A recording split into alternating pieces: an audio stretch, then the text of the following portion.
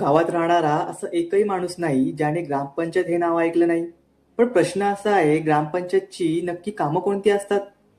खरं पाहिलं तर एखाद्या छोट्या खेड्याचा संपूर्ण कारभार एका छोट्या पण ताकदीच्या संस्थेकडे असतो. ग्रामपंचायत सरपंच, उपसरपंच, ग्रामसेवक आणि सदस्य यांच्या एकत्रित कामातून गावाचा निर्णय, व्यवस्था आणि विकास ठरतो. पंचायत राज व्यवस्थेतील सगळ्यात खालचा टप्पा, पण काम मात्र तेवढंच महत्वाचं. ग्रामपंचायत काम म्हणजे फक्त बैठक घेणं नाही, कामांची यादी एवढी मोठी की त्यात गावाचा श्वासही दडलेला असतो.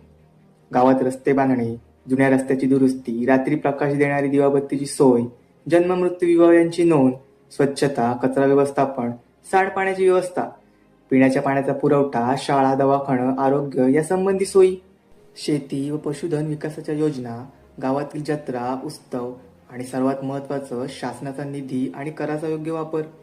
ग्रामपंचायत म्हणजे फक्त टेबल खुर्चीवर घेतलेले निर्णय नसतात, ती असते गावाची भाषा, गावाचा विकास आणि गावाच्या भविष्यासाठीचा ध्यास.